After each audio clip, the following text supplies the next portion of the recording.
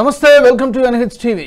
మూడో ప్రపంచ యుద్ధం ముంచుకొస్తోంది అంటూ హెచ్చరిస్తున్నాయి చాలా సంస్థలు. అలాగే చాలామంది రాజకీయ విశ్లేషకులు కూడా అదే అంచనా వేస్తున్నారు. ఎందుకంటే సుదీర్ఘ యుద్ధాలు జరుగుతున్నాయి. ఒకవైపు రష్యా ఉక్రెయిన్ మధ్య, మరొకవైపు ఇజ్రాయెల్.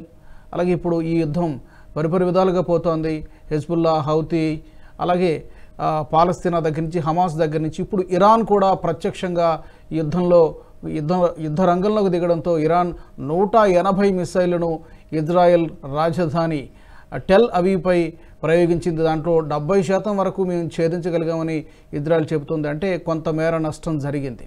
సో దీనికి కౌంటర్ ప్రతిచర్య కూడా తప్పకుండా ఉంటుంది రైట్ టైంలో అంటూ ఇజ్రాయెల్ ఇప్పటికే ప్రకటించింది. మా నెక్స్ట్ టార్గెట్ ప్రత్యర్థులందరినీ ఒక్కొక్కరిని అంతం చేస్తూ వస్తోంది ఇజ్రాయెల్. మొసాద్, హమాస్ దగ్గర నుంచి మొదలుపెట్టుకొని తర్వాత హెజ్బుల్లా, ఇప్పుడేమో Houthi, Iran supreme leader Khamenei మా నెక్స్ట్ టార్గెట్ అని చెబుతోంది. ఏం జరగబోతోంది ఈ రెండు దేశాల మధ్య ఓవరాల్గా ప్రపంచంలో?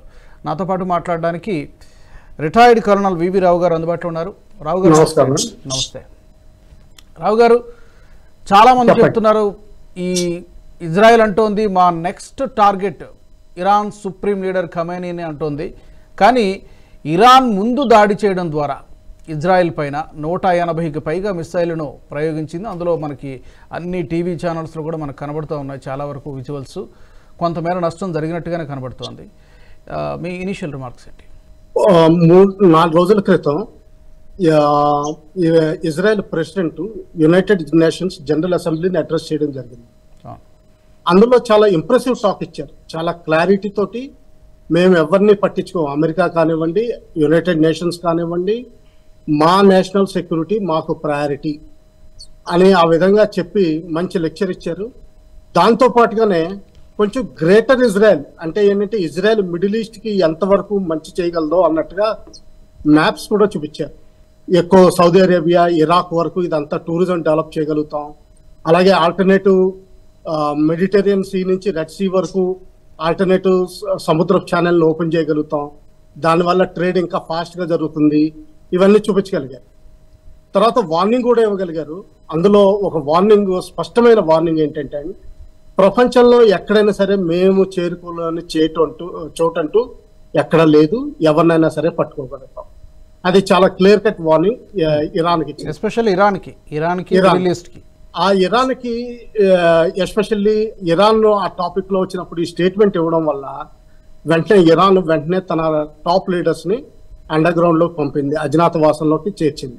ఇటు హిజ్బుల్లా టాప్ లీడర్షిప్ అంతటిని, అంటే టాప్ 5 లేయర్స్ అంతటిని మొత్తం టార్గెట్ చేసుకుని ఎలిమినేట్ చేయడం జరిగింది. ఒక్కో రాత్రికి దాదాపు 400 వరకు, 272 నుంచి 400 వరకు ఫ్లైట్ సార్టీస్ క్యారీ అవుట్ చేసి కేవలం సదర్న్ లెబనాన్ లోను, సెంట్రల్ లెబనాన్ వరకు ఎక్స్టెండ్ చేసుకుంటా, చాలా చిన్న ఏరియా అది, అందులో విపరీతంగా టార్గెట్స్ చేసి మొత్తం హిజ్బుల్లాని ఆల్మోస్ట్ డిమాలిష్ చేయగలిగారు లీడర్షిప్ ని. అంతకుముందు గాజాలో అయిపోయినట్టే కదా, ఆల్మోస్ట్ చాలా వరకు బలహీనపడినట్టే కదా. ఎందుకంటే హిజ్బుల్లా దాదాపు ప్రస్తుతానికి కోలుకోవడానికి కనీసం 15 రోజులు పడుతుంది. ఎంత మిసైల్స్, లీడర్షిప్, మళ్ళా కొత్త లీడర్షిప్ కూడా. అందులో ప్రాబ్లం ఏంటంటే కొత్త లీడర్షిప్ ఎవరైతే అనుకుంటున్నారో వాళ్ళకి, అతనికి ఇరాన్కి చాలా సత్సంబంధాలు ఉన్నాయి.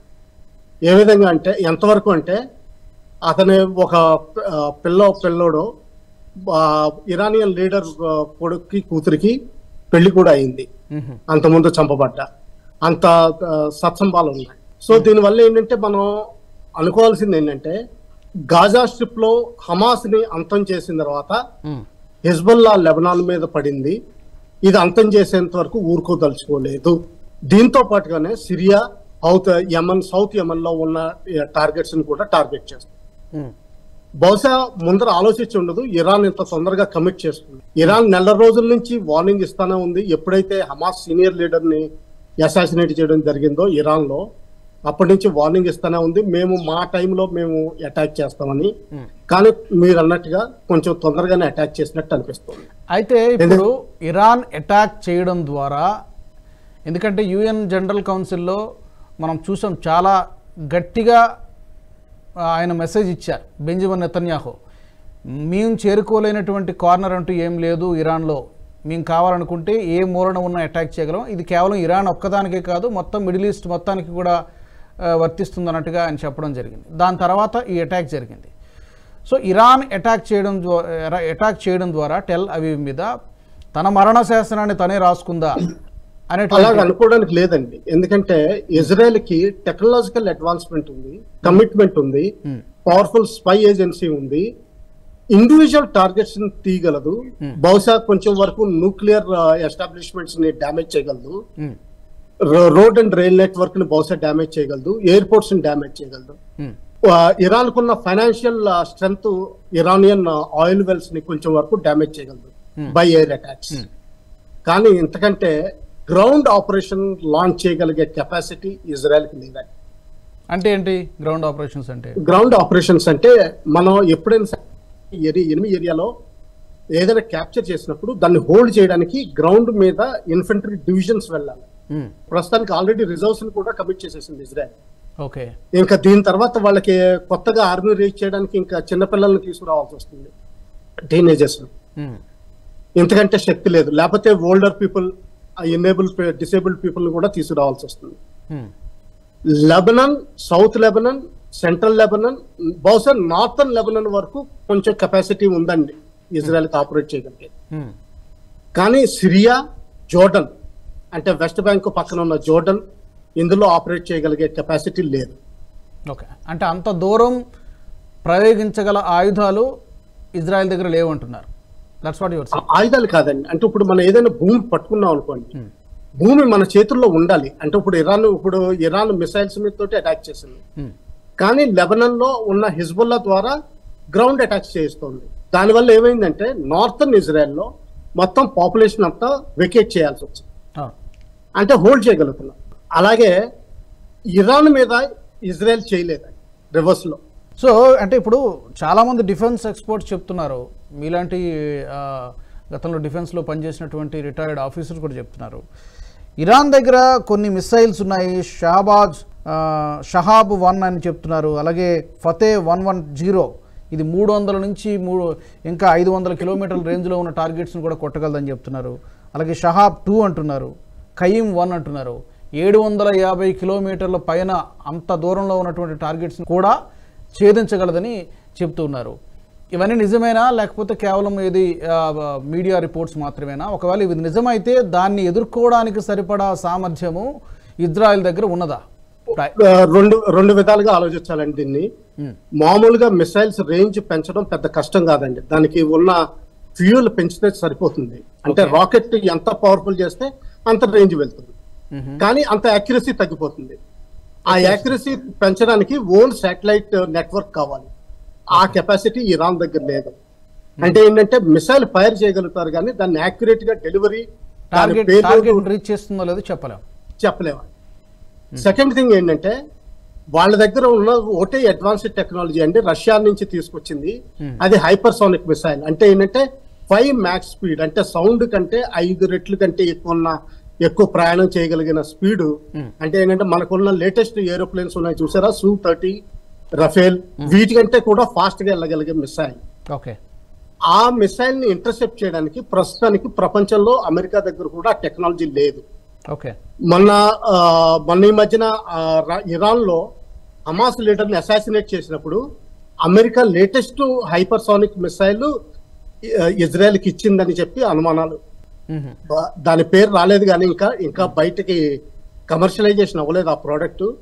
అది ఎక్స్పెరిమెంటల్ స్టేజెస్ లో ఉండగానే ఆ హైపర్సోనిక్ మిసైల్ ఇచ్చి ఎవరు ట్రేస్ చేయలేకుండా ఆ హమాస్ లీడర్ ని చంపినట్టు కొన్ని వార్తలు వస్తున్నాయి. అటువంటి మిసైల్స్ ఇస్మాయిల్ హనియా గురించి మాట్లాడుతున్నారా? అవునండి, ఇరాన్. సో ఈ హైపర్సోనిక్ మిసైల్స్ తోటి కూడా ఇంకో ప్రాబ్లం ఏంటంటే ఎప్పుడైనా విపరీతమైన స్పీడ్ ఉన్నప్పుడు కూడా మిసైల్ కి యాక్యురసీ కోసం ఓన్ శాటిలైట్ నెట్వర్క్ కావాలి. లేకపోతే వాళ్ళు అమెరికన్ శాటిలైట్ నెట్వర్క్ కానీ, యూరోపియన్ శాటిలైట్ నెట్వర్క్ కానీ, లేకపోతే రష్యన్ శాటిలైట్ నెట్వర్క్ కానీ వాడాలి. ప్రపంచంలో ఈ 3 యూనియన్స్ కానీ స్టేట్ కంట్రీస్ కానీ ఈ కెపాసిటీ ఉంది. మన ఇండియా సొంతానికి కొన్ని శాటిలైట్స్ లాంచ్ చేసింది, కానీ వాటి కెపాసిటీ మనకి ఈ సౌత్ ఈస్ట్ ఏషియా అంటే మన సార్క్ కంట్రీస్ అనుకోండి, బహుశా ఇందులోనే మన ఓన్ శాటిలైట్స్ ఉన్నాయి, అందులో యాక్యురసీ ఇవ్వగలం. ఆ విధంగా ఇరాన్కి ప్రస్తుతం ఉన్న వీక్ పాయింట్ ఏంటంటే ఈ శాటిలైట్ టెక్నాలజీ లేదు, ఈ యాక్యురసీ తీసుకురాలేదు. ఇప్పుడు ఇరాన్ డిసడ్వాంటేజెస్ చెప్పారు. ఇప్పుడు ఇందాక నేను కొన్ని పేర్లు చదివాను, షహాబ్ 2 కానీ, షహాబ్ 1 కానీ, ఈ ఖయ్యం 1 కానీ, ఫతేహ్ 110 అంటున్నారు. ఈ మిసైల్స్ అన్నిటినీ ఒకవేళ ఇరాన్ ప్రయోగిస్తే ఇజ్రాయెల్ దాన్ని ఐరన్ డోమ్ సరిపోతుందా, లేకపోతే అసలు ఐరన్ డోమ్ దాటి కూడా వెళ్ళాయి కదా. ఇప్పుడు రీసెంట్గా వచ్చిన మిసైల్స్ ఐరన్ డోమ్ కెపాసిటీని మించి కూడా వాళ్ళు టార్గెట్ చేసినట్టే కదా. మీరు చెప్పిన మిసైల్స్ 90% హైపర్సోనిక్ కాదండి, అన్నిటినీ హైపర్ డోమ్ డోమ్ ట్యాకిల్ చేయగలదు, ఇజ్రాయెల్ ప్రివెంట్ చేయగలదు గ్రౌండ్ అటాక్. ఓకే, కొన్ని మిసైల్స్ మాత్రం చేయలేదు. బహుశా వాటి ప్రొడక్షన్ కెపాసిటీ పెంచి ఇరాన్ వాటిని వాడచ్చు. రష్యన్ శాటిలైట్స్ యాక్యురసీ కోసం వాడుకోవచ్చు. ఎందుకంటే 72 గంటల క్రితం పుటిన్ గారు కూడా ఒక వార్నింగ్ ఇచ్చారు, ఇరాన్ మీద అటాక్ జరిగితే మాత్రం అది వరల్డ్ వార్ కి సంసిద్ధంగా ఉండండి పుతిన్. అవును. సో ఆ స్టేట్మెంట్ ని కూడా మనం ఇందులో తీసుకోవాల్సి ఉంటుంది. ఈ వార్ ఏమవుతుందంటే అండి, అంతకుముందు హమాస్ ఇజ్రాయెల్ మధ్యన, హిజ్బుల్లా ఇజ్రాయెల్ మధ్యన ఇప్పుడు వరకు జరిగే ఈ మిసైల్ వార్, రాకెట్ వార్, ఇలాగే ఇరాన్ ఇజ్రాయెల్ మధ్యకు వస్తుంది తప్పితే గానీ నేను ఇంతకంటే ఇంకా సీరియస్ అవుతుందని అనుకోవట్లేదు. ఓకే, అంటే మీరే అన్నారు పుతిన్నే డైరెక్ట్ గా స్టేట్మెంట్ ఇచ్చారు, ఇరాన్ మీద దాడి చేస్తే ఇది థర్డ్ వరల్డ్ వార్ దిశగా వెళ్ళే ఛాన్స్ ఉందని చెప్తున్నారు. కానీ ఇజ్రాయెల్ గ్రౌండ్ ఆపరేషన్స్ ఇరాన్ మీద చేయలేదని మనం ముందరే అనుకున్నాం. ఎందుకంటే వాళ్ళకి ల్యాండ్ మీద చేయగలిగే కెపాసిటీ లేదు, ట్రూప్స్ లేవు, తర్వాత వాళ్ళకి వెళ్ళడానికి ఆస్కారం కూడా లేదు. ఎందుకంటే దానికి చేయాలంటే లెబనాన్ వెళ్ళాలి, లెబనాన్ నుంచి సిరియా వెళ్ళాలి, సిరియా నుంచి నార్త్ ఇరాక్ ద్వారానే ఇరాన్ నార్త్ భూభాగానికి వాళ్ళు చేరుకోగలుగుతారు. ఇటు సీ రూట్ అంటారా, సీ రూట్ లో యెమెన్ తప్పించుకుని వాళ్ళకున్న ఇజ్రాయెల్ కి నేవీకి ఇంత కెపాసిటీ లేదండి. దానికి landing ships, destroyers, frigates, submarines, air craft carrier ఇటువంటివి కావాలి. దానికి అమెరికా కంప్లీట్ ఫ్లీట్ అద్దెకిస్తేనే గానీ ఇజ్రాయెల్ కి ఆ కెపాసిటీ సీ రూట్ ద్వారా చేసే అవకాశం లేదు. లేదంటారా ఇంకా సౌదీ అరేబియాని క్యాప్చర్ చేసి ఇరాక్ ద్వారా రావాలి. ఇంత కెపాసిటీ ఇజ్రాయెల్ కి లేదండి. వాళ్ళకి మిసైల్ టెక్నాలజీ, లీడర్స్ ని ఎలిమినేట్ చేయగలిగే కెపాసిటీ ప్లస్ ఇంటెలిజెన్స్ కెపాసిటీ ఇవి ఉన్నాయి. కానీ మిగతావి అంటే గ్రౌండ్ ఆపరేషన్స్ లో ఇన్ఫెంట్రీ ఆపరేషన్స్ అనేవి మేమంటామంటే గ్రౌండ్ ఆపరేషన్స్ లో ఇన్ఫెంట్రీ వెళ్తుంది, ఇన్ఫెంట్రీ వెళ్ళి ఆ భూమిని పట్టుకుని ఉంటుందని వాళ్ళని మళ్ళా తిరిగి కదల్చడానికి దానికి మినిమం 5-6 టైమ్స్ ఎనిమీ స్ట్రెంత్ రావాలి. అంటే మీరు ఒక బ్రిగేడ్ ని కమిట్ చేశారంటే ఎనిమీ సైడ్ నుంచి ఒక 5-6 డివిజన్స్ వస్తేనే కానీ అవి తీసుకోలేరు. అంత స్ట్రెంత్ చేయగలిగే కెపాసిటీ లేదు. అయితే ఇప్పుడు ఒకవైపు ఏమో రష్యా యుద్ధంలో ఆల్రెడీ సుదీర్ఘకాలంగా కొనసాగుతుంది, ఉక్రెయిన్కి మధ్య చాలా సుదీర్ఘ యుద్ధం నడుస్తోంది. ఇప్పుడు రష్యా ఏ మేరకు ఇన్వాల్వ్ కాగలదు, ఏ మేరకు ఇరాన్కి పుతిన్ స్టేట్మెంట్ అయితే చూసాము, బట్ స్టేట్మెంట్స్ వరకే పరిమితం అవుతుందా, లేకపోతే ఇతర సహాయాలు ఏమైనా ఆర్థికంగా, లేకపోతే ఆయుధాల పరంగా, లేకపోతే ఇంకో విధంగా ఏమైనా రష్యా హెల్ప్ చేసేటువంటి పరిస్థితి ఉన్నదా ఇరాన్కి? ఉందండి, ఎందుకంటే సిరియాలో రష్యన్ ప్రెజెన్స్ ఆల్రెడీ ఉంది, అక్కడ రష్యన్ కమాండర్స్ కూడా ఉన్నారు. సో స్ట్రాటజీ, టాక్టిక్స్ వీటిలో చాలా వరకు హెల్ప్ చేస్తారు. చాలా వరకు ఎమ్యునిషన్, మిసైల్స్, డ్రోన్స్ ఇటువంటి వాటిలో యాక్చువల్గా ఇరాన్కే పై చేయి ఉంది డ్రోన్ సప్లైలో, యుక్రెయిన్ రష్యా వార్లో కూడా. ఆ టెక్నాలజీని గ్రౌండ్ లెవెల్కి టార్గెట్స్కి ఎలాగ వాడాలి అన్నది రష్యన్స్ హెల్ప్ చేయగలుగుతారు. కానీ ప్రస్తుతానికి నేను అదనుకోవట్లేదని నా ఉద్దేశంలో, నా అసెస్మెంట్లో ఏంటంటే ఇరాన్ ద్వారా వెరీ వీక్ అంటే ఏంటంటే న్యూక్లియర్ బాంబ్ ఉంటుందండి. దాన్ని ఏంటంటే యాక్చువల్గా న్యూక్లియర్ వేస్ట్ మెటీరియల్ని ప్రయోగిస్తారు. దానివల్ల ఏంటంటే పెద్దగా డ్యామేజ్ జరగదు, కానీ ఆ ఏరియా ఏంటంటే నివాసం యోగ్యం కాకుండా పోతుంది, వాటర్ వాడకుండా పోతుంది. దాని తర్వాత రేడియేషన్ హెజార్డ్స్ ఉంటాయి. అలాగే కెమికల్ వార్ఫేర్ చేయొచ్చు. కెమికల్ వార్ఫేర్ కి చాలా ఛాన్సులు ఉన్నాయండి. ఇప్పుడు ప్రస్తుతం వాడిన పేలోడ్స్ అన్ని బేసిక్ నార్మల్ ఎక్స్ప్లోజివ్, అంటే ఏంటంటే గ్రౌండ్ టార్గెట్స్ ని డిస్ట్రాయ్ చేయడానికి. అందులోనే WP ఎమ్యునిషన్ పెట్టారు, అంటే వైట్ ఫాస్ఫరస్ వార్ హెడ్ పెట్టారు అనుకోండి, అదంతా మండడం మొదలు పెడుతుంది. ఎవరి మీద చేతి మీదకైనా సరే WPA మిషన్ పడిందంటే బొబ్బర్లు వచ్చేసి ఇది కెమికల్ అటాక్ కింద లెక్కెడుతుంది. ఈ WPA అన్నది బోర్డర్ ఏరియాలోకి వస్తుందండి, అంటే కెమికల్ వార్ఫేర్, రెగ్యులర్ వార్ఫేర్. అది వాడే అవకాశాలు చాలా విపరీతంగా ఉన్నాయి. అలాగే కొంతవరకు బయలాజికల్ వార్ఫేర్, అంటే ఏదైనా సరే డిసీజ్ ఇండ్యూసింగ్ బ్యాక్టీరియా కానీ వైరస్ ని కానీ ఈ సదర్న్ లెబనాన్ లో కానీ నార్థన్ ఇజ్రాయెల్ లో కానీ వాళ్ళు ఇండిక్ట్ చేస్తారా అన్నది ఇంకోటి మనం ఆలోచించాల్సి. ఎవరు? ఇరాన్, రష్యా హెల్ప్ ద్వారా. థర్డ్ థర్డ్ థింగ్ ఏంటంటే వీళ్ళకున్నది ఏంటంటే హిజ్బుల్లా, హమాస్ ఉన్నది ఏంటంటే చిన్న పిల్లలు కూడా, అంటే 9 years తర్వాత వాళ్ళు సూసైడ్ బాంబింగ్ కి తయారుగా అవుతారు. ఈ సూసైడ్ బాంబింగ్ విపరీతంగా జరగచ్చండి, అంటే ఇజ్రాయెల్లో చొరబడి ఈ సూసైడ్ బాంబింగ్ విపరీతంగా చేయొచ్చు. అలాగే వెస్టర్న్ కంట్రీస్ లోను అమెరికాలోను ఈ సూసైడ్ బాంబింగ్ కానీ లోన్ వుల్ఫ్ అటాక్ కానీ విపరీతంగా చేయొచ్చు. ఆల్రెడీ చేయడం మొదలు పెట్టారు. ఎందుకంటే కొన్ని ఫొటోస్ కనిపిస్తున్నాయి, ఎక్కడ జ్యూస్ కనిపిస్తుంటే వాళ్ళని ఒక కత్తితోటి పొడవడమో లేకపోతే ఒక AK-47 కానీ లోకల్ వెపన్ ఉంటే దాంతో ఫైర్ చేయడమో జరగడం మొదలుపెట్టింది. ఈ విధంగా ఆ ఏరియా అంతా ప్రొలాంగ్డ్ వార్ అనిపిస్తుంది నాకు. సుదీర్ఘకాలం ఇది కూడా మరొక జరిగే అవకాశం ఉంటుంది. ఒక 15 రోజులకోసారి లేకపోతే వారం రోజులకోసారి ఓ మిసైల్ ఇటు ఫైర్ చేస్తూ ఉంటారు. వీళ్ళు ఒక లీడర్ ని ఎలిమినేట్ చేస్తూ ఉంటారు, వాళ్ళు ఇంకో మిసైల్ ఫైర్ చేస్తారు, వీళ్ళు ఒక ఎయిర్ అటాక్ చేస్తారు.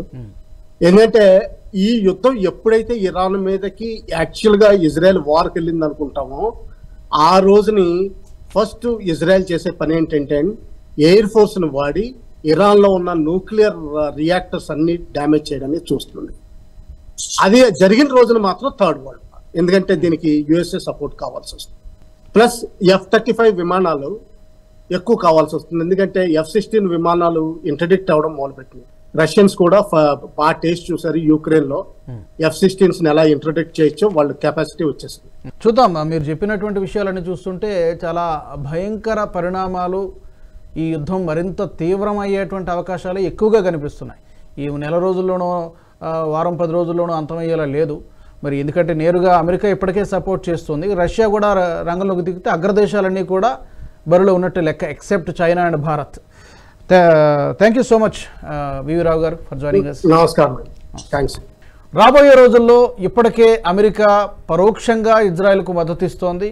మరోపక్క రష్యా అధ్యక్షుడు పుతిన్ కూడా తాజాగా ప్రకటన చేయడం ఈ యుద్ధం మరింత తీవ్రతరమైనటువంటి అవకాశాలే ఎక్కువగా కనిపిస్తున్నాయి. మరి ఇజ్రాయెల్ అనుకున్నట్టుగా వరుసగా ప్రత్యర్థులందరినీ అంతమొందిస్తోంది. ఖమేనీని కూడా అంతం చేస్తుందా రాబోయే రోజుల్లో, నెక్స్ట్ టార్గెట్ అతనే అని కథనాలు వెలువడుతున్నాయి. చూడాల్సింది ఫ్యూచర్లో ఏం జరుగుతుందో. దీవాల్టి ప్రత్యేక చర్చా కార్యక్రమం. Keep watching NHTV. ఈ వీడియో మీకు నచ్చినట్టయితే లైక్ చేయండి, 10 మందికి షేర్ చేయండి. అలాగే కామెంట్ల రూపంలో మీ అభిప్రాయాలను మాతో పంచుకోండి. Nationalist hub group of channels ను సబ్స్క్రైబ్ చేసుకుని తెలుగునాట జాతీయవాద జర్నలిజాన్ని ప్రోత్సహించండి. ఈ వీడియో కింద ఉన్న బెల్ ఐకాన్ పై క్లిక్ చేయడం మర్చిపోవద్దు.